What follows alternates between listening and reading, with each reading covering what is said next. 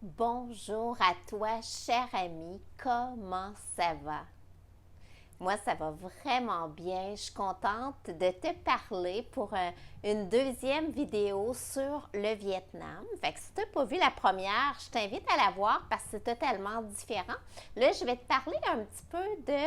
Dans la première vidéo, je te parlais un peu de mon mode de vie. C'était quoi mes premières impressions par rapport et aux Vietnamiens et par rapport à l'endroit. Et là, je vais te parler un petit peu de les différentes choses que j'ai visitées, que je te conseille vraiment de voir. Fait que je pense que cet épisode-là va avoir beaucoup de valeur pour toi pour plein de raisons.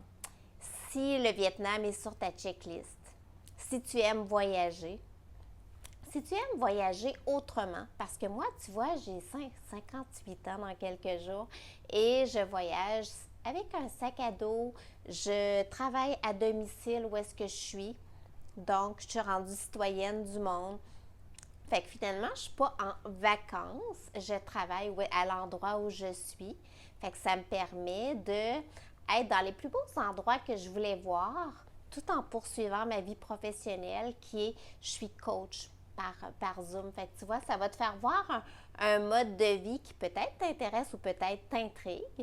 Cette vidéo-là va avoir de la valeur si tu es curieux, tout simplement, si tu aimes découvrir les cultures, si tu veux te divertir dans ta journée. Fait que finalement, tu vois que ça peut avoir beaucoup de valeur. Et je suis déjà dans mes derniers jours.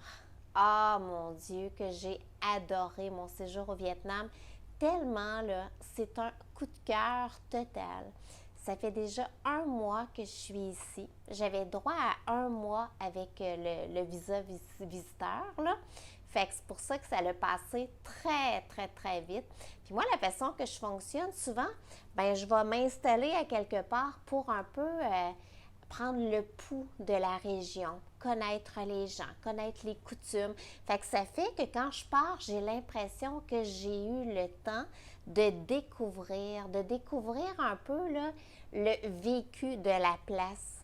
Ce qui fait que c'est sûr et certain que je vais revenir au Vietnam, mais ça risque d'être à une autre région parce que j'ai le feeling d'avoir découvert Hoi An. Hoi An qui est dans le sud du Vietnam, l'endroit où j'ai eu le plaisir d'être pendant tout le mois. Et là, pendant mon mois, j'ai travaillé, je me suis promenée à vélo parce qu'ici, les gens se promènent à vélo.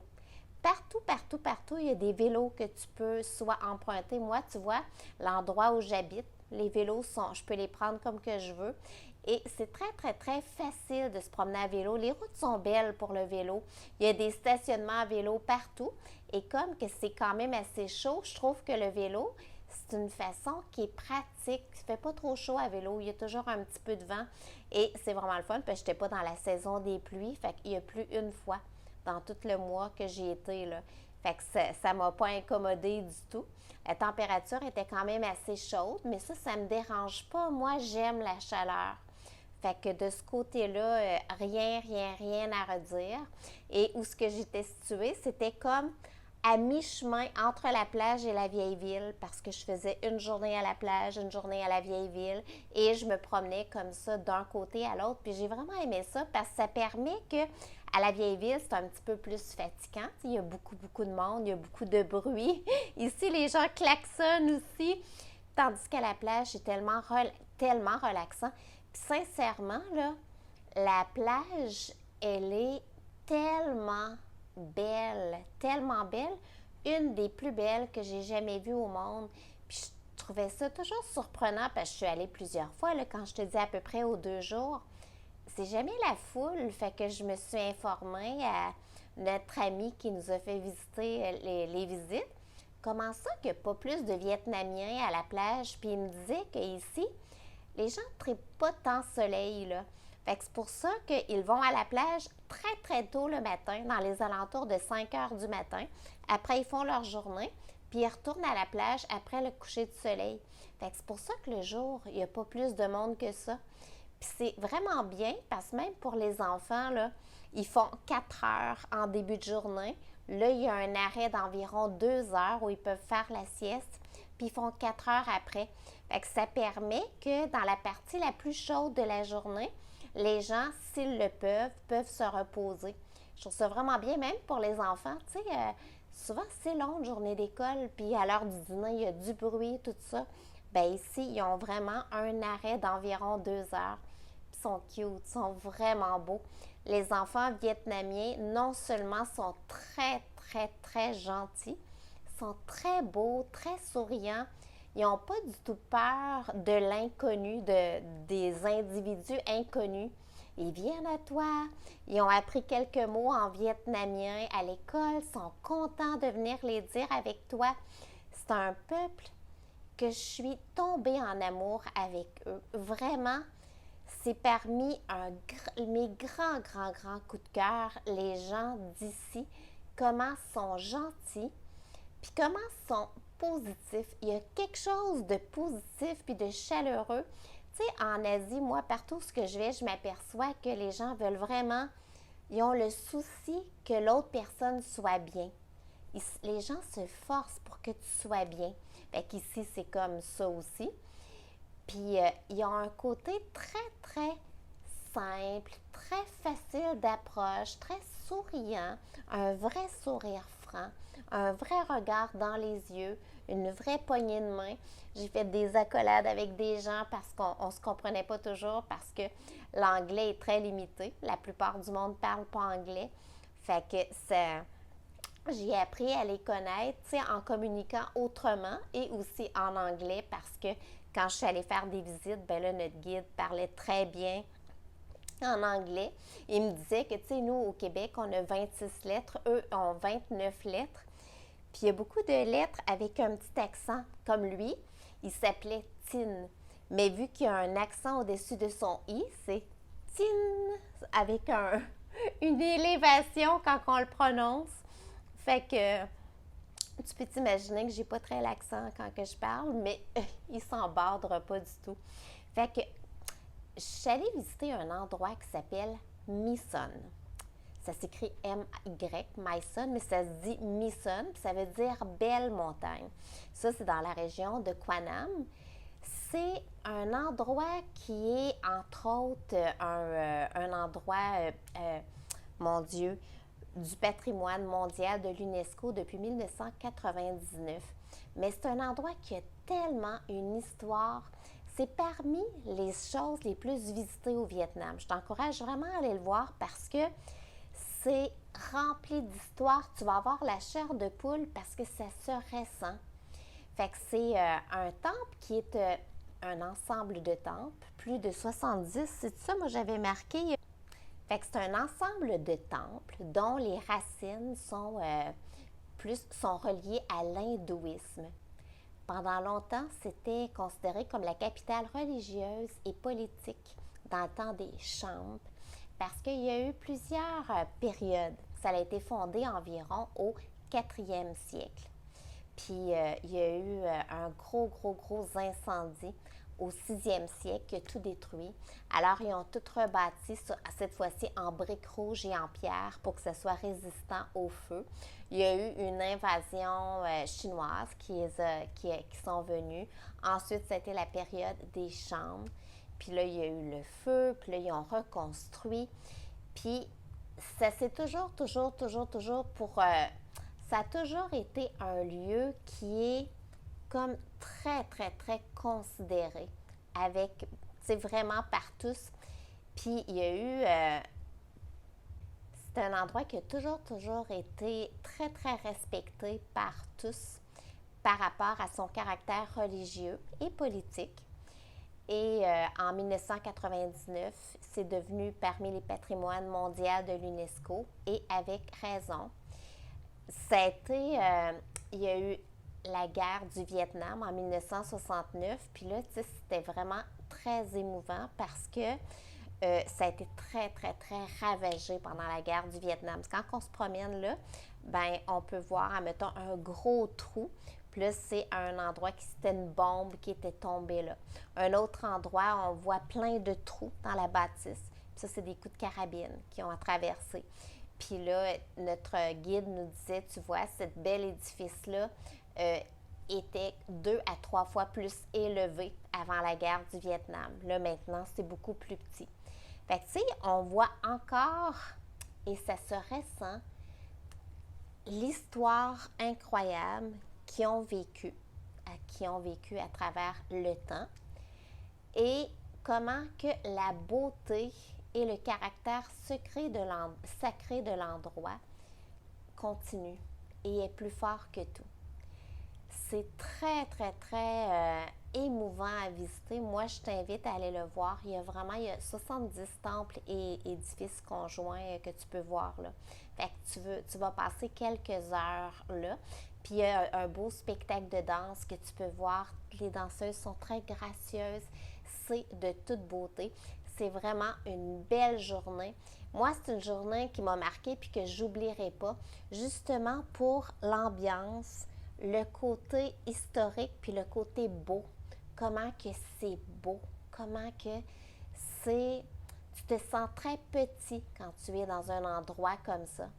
Fait que ça s'appelle Mison. Je t'encourage réellement à aller le voir. C'est environ à 35 km par rapport à Hoi An où ce que je suis. À Hoi An, si tu viens, tu vas voir qu'il y a plein de lanternes.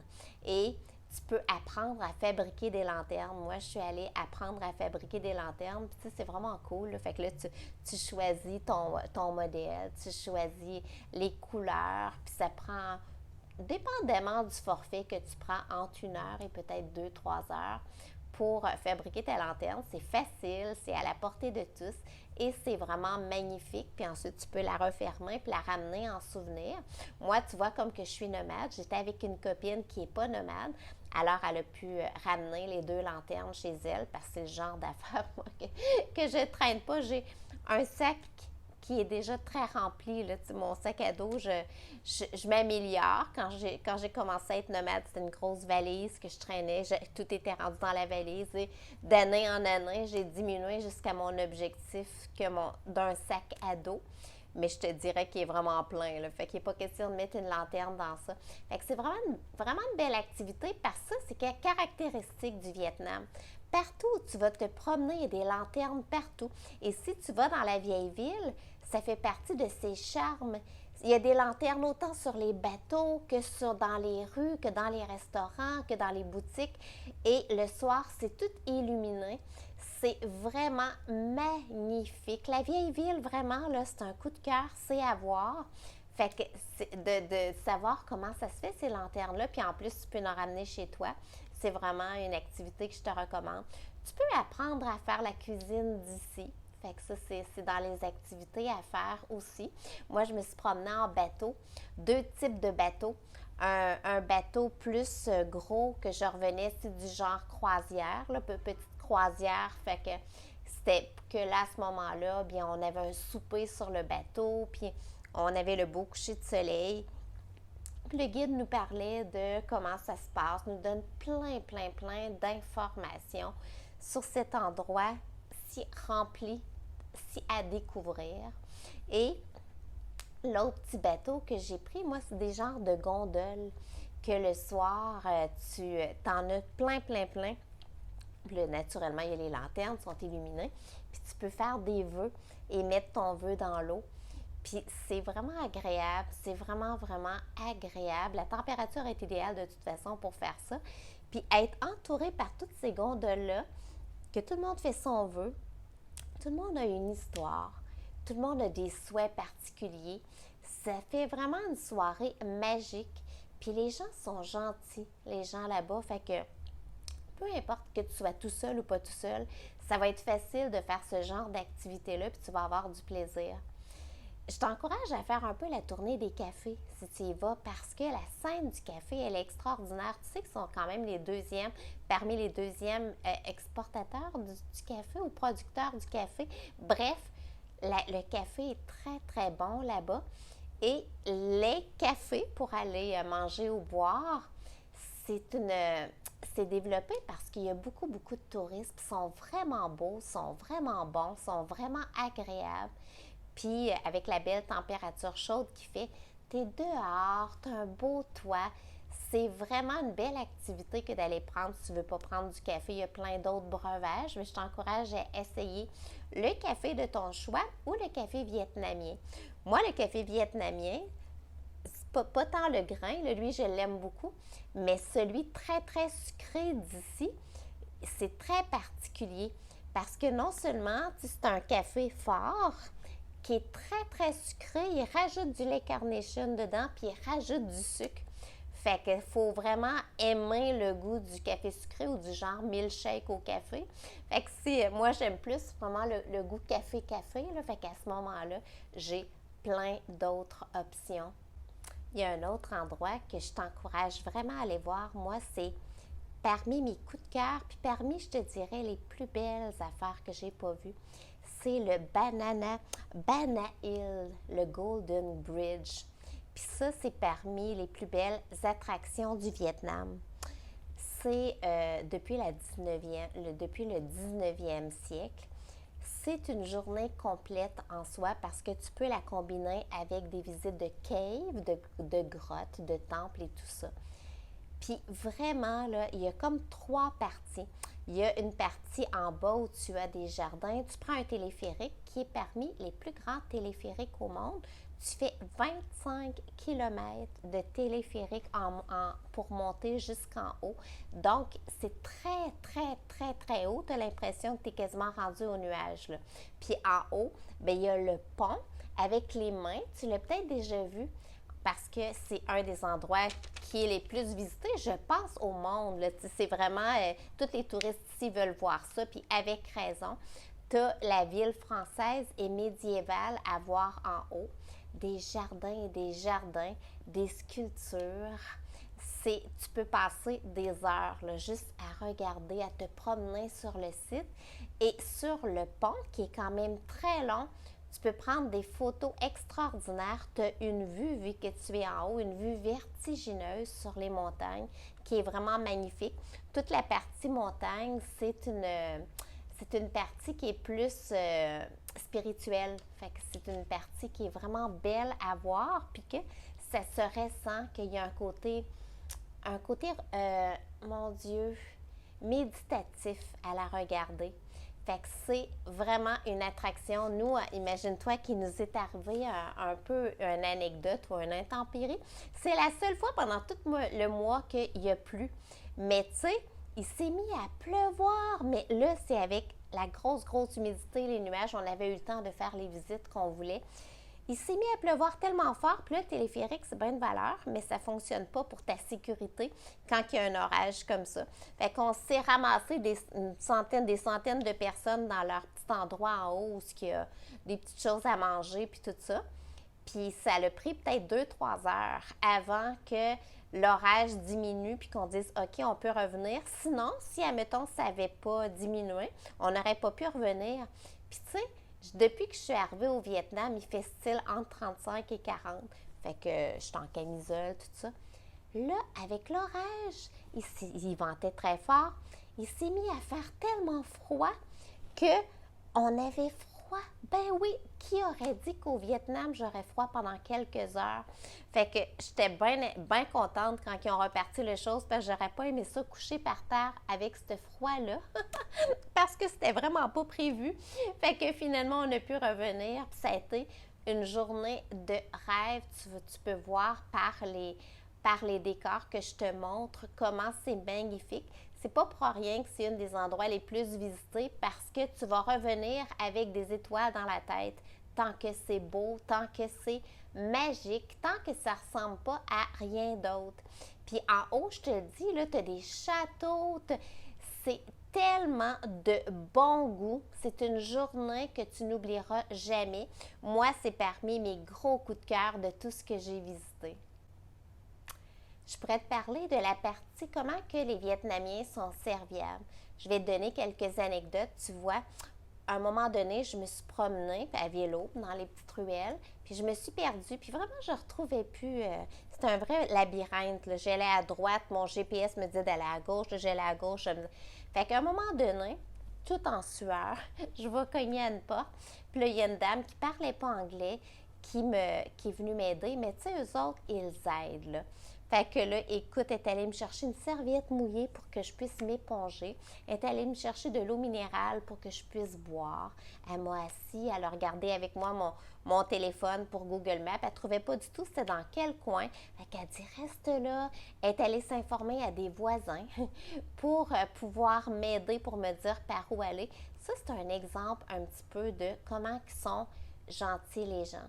À un autre moment donné, on est allé faire une visite. Puis, tu sais, la monnaie, c'est pour te donner un exemple, si, admettons, on prend 100 000 dong de leur monnaie, c'est peut-être près de 100 $. Fait que tu vois un petit peu non, 350 000, c'est 10 $. Ouais, c'est ça. Fait que 100 000, c'est vraiment pas beaucoup, là. Fait que c'est pour... fait que pour la monnaie, à un moment donné, ça vient mêle, hein. C'est ça, c'est 1 million qui est à peu près 100 $. Fait que, à un moment donné, dans une visite, tu sais, eux autres sont gentils, que tu leur donnes du pourboire ou non. C'est comme, ils s'attendent pas nécessairement. C'est sûr qu'ils sont très contents, puis ça fait toute la différence. C'est pour ça qu'on essaie d'en donner. Mais tu sais, mettons que tu n'en donnerais pas, ils seraient aussi gentils avec toi. Fait que là, on demande à notre guide, c'est comment que les gens te donnent de coutume, ben, c'est vraiment à votre aise. Il y en a qui en donnent, il y en a qui en donnent pas, il y en a qui donnent 10%, il y en a qui donnent plus. Fait qu'on a fait une erreur dans notre calcul, moi puis ma copine. On a donné style 20 000, ça veut dire quelques sous. Tu sais, quelqu'un ailleurs dans le monde aurait pu être insulté. Mais lui, 20 000, merci, merci. Puis, il n'en a pas fait de cas pantoute. Puis là, c'est juste le soir qu'on s'est dit, sais-tu qu'on s'est vraiment trompé dans le pourboire? Puis on refaisait une visite, puis juste pour te dire comment ils sont gentils, quand il a vu notre nom sur les visites, à cause qu'il nous connaissait, il a fait des démarches pour être avec nous. Tu sais, malgré qu'on avait donné quelques sous, il s'en vient, il nous fait un grand colleux, sans nous parler qu'on avait juste donné quelques sous. C'est nous qu'on a dit, sais-tu, on s'est aperçu qu'on s'était trompé. On va pouvoir rectifier le tir.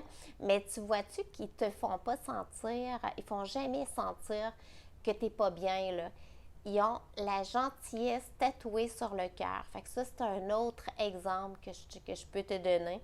Il y a un moment donné que j'avais acheté du café, puis la dame parlait pas du tout comme moi. Fait que comment se dire bonjour? On est allé se faire un colleux. On se connaît pas, c'est pas grave. Tu vois, c'est pas plus compliqué que ça. Fait que par rapport aux gens, la gentillesse. Si, admettons, tu veux te faire des vêtements sur mesure, j'ai jamais vu un endroit comme ça, là. C'est la mecque pour les boutiques, autant de vêtements que de chaussures pour te faire des choses sur mesure. Et tu vois, moi, je connais quelqu'un qui s'est fait faire des chaussures en vrai cuir. Le lendemain, ils étaient prêts, puis ils étaient à la perfection.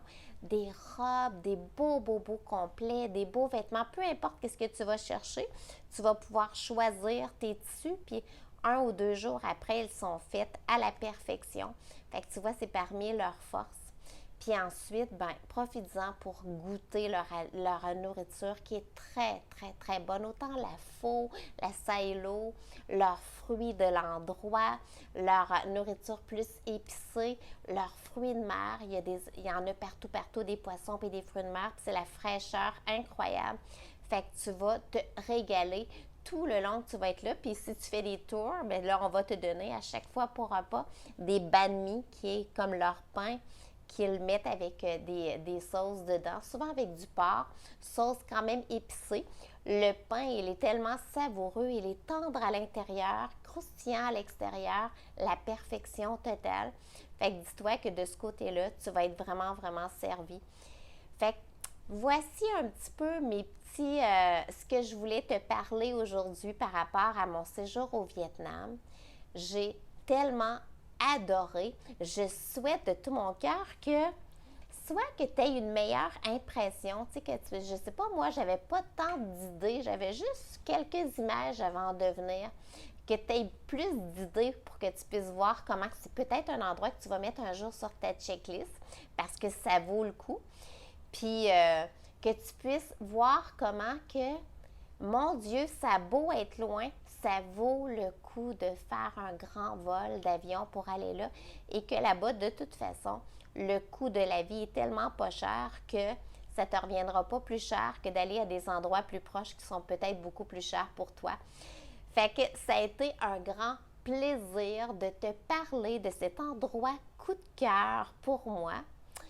J'espère que ça te divertit, que ça te donne des images, que ça te met peut-être des étoiles dans les yeux comme que moi j'en ai eu. Je te serre fort dans mes bras. Si jamais tu veux voir d'autres endroits, va voir ma chaîne Thérèse à travers le monde. Abonne-toi. Fait que comme ça, à chaque fois que je vais à quelque part, tu vas pouvoir voir à quoi que ça ressemble. Tu vois, le prochain endroit que je vais aller, ça va être Phuket. Fait que c'est en Thaïlande. Fait que ça va être un autre endroit où je vais avoir des belles images à te montrer.